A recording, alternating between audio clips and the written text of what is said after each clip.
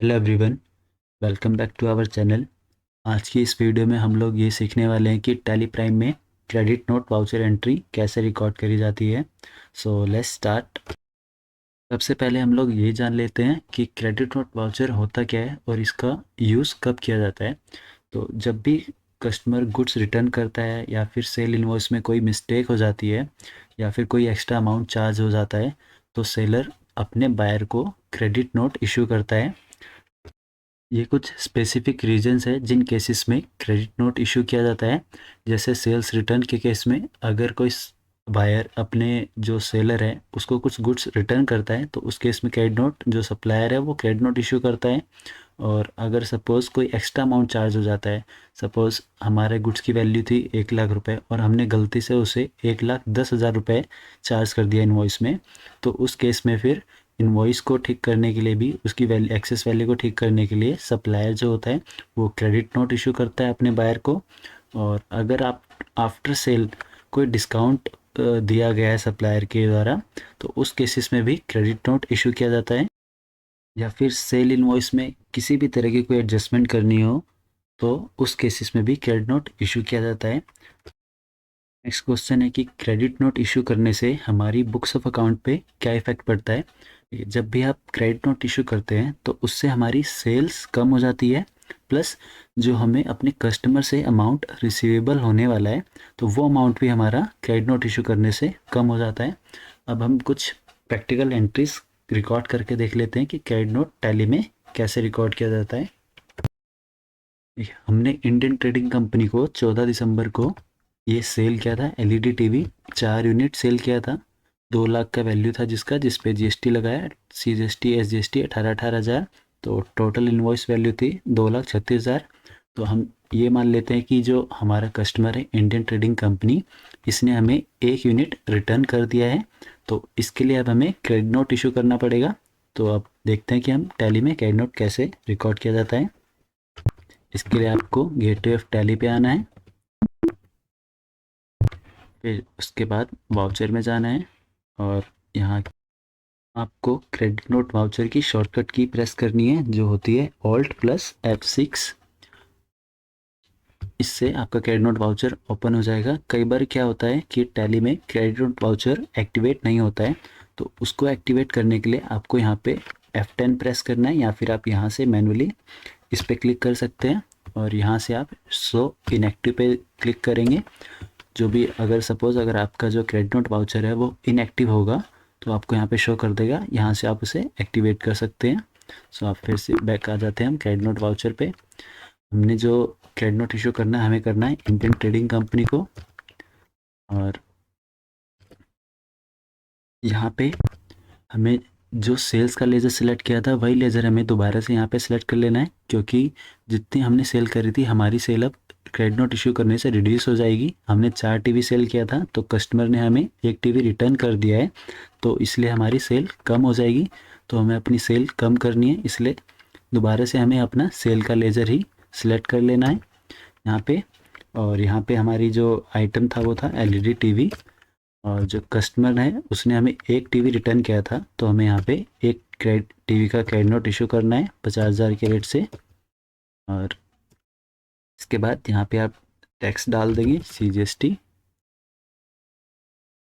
Credit note issue करते वक्त आप जीएसटी के वही लेज़र यूज़ करिएगा जो कि आपने सेल इनवॉइस क्रिएट करते वक्त यूज़ किए हैं, ताकि आपका जो टैक्स का डेबिट और क्रेडिट साइड है वो सेट ऑफ हो जाए। और एंटर प्रेस करते हुए इसको आप यहाँ पे अगेंस्ट रेफरेंस में आपने जिस इन्वॉइस के अगेंस्ट क्रेडिट नोट इशू करा है वो इन्वॉइस सेलेक्ट कर लीजिए। जैसे हमने ये इन्वॉइस इस पार्टी को इशू किया था 4 क्वांटिटी का, जिसमें से हमने 1 क्वांटिटी का क्रेडिट नोट इशू कर दिया है, तो इस इन्वॉइस के अगेंस्ट हम ये सेलेक्ट कर लेंगे, एक क्रेडिट नोट इशू कर रहे हैं।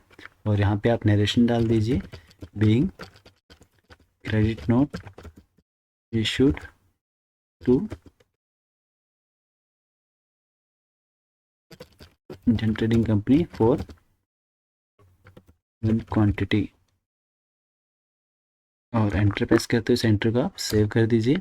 अब हम एक बार इंडियन ट्रेडिंग कंपनी का लेज़र चेक कर लेते हैं। देखिए हमने इसे 2,36,000 की सेल करी थी, यानी 4 टीवी हमने इसे सेल किया था 50,000 के रेट से। अब इन्होंने हमें एक टीवी रिटर्न कर दिया है जिसका हमने क्रेडिट नोट इशू कर दिया है, और इसके बाद जो बैलेंस अमाउंट था 1,70,000 रुपये इन्होंने हमें उसके बाद पे कर दिया है। अब इनका बैलेंस जो है वो नील हो गया है। नेक्स्ट एंट्री हम लोग ये देख लेते हैं कि सर्विसेज के केस में क्रेडिट नोट कैसे इशू किया जाता है।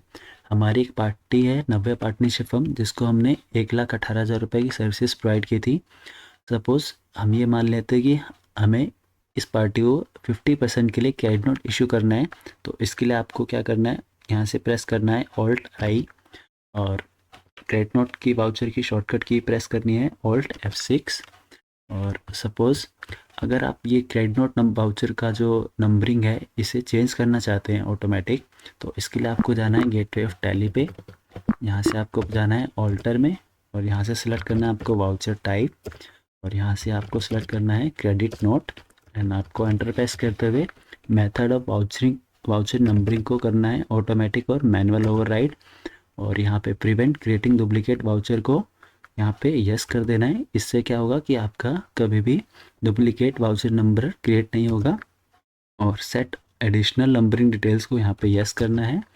स्टार्टिंग नंबर, जिस नंबर से आप अपना क्रेडिट नोट स्टार्ट करना चाहते हैं नंबरिंग, यहाँ पे 1 डाल दीजिए। और विड्थ ऑफ न्यूमेरिकल पार्ट आप अपने अकॉर्डिंग रख सकते हैं, यहाँ पे हमने 2 रख दिया है। प्रीफिल विथ 0 इसे यस कर दीजिए।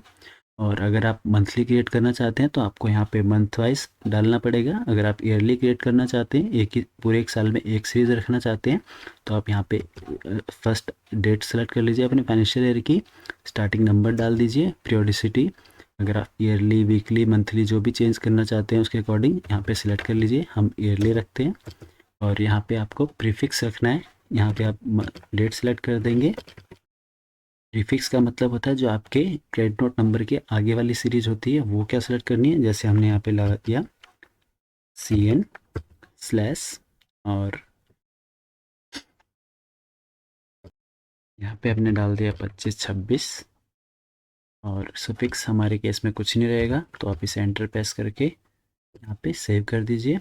दोबारा से आप इसे कंट्रोल प्रेस करके सेव कर दीजिए।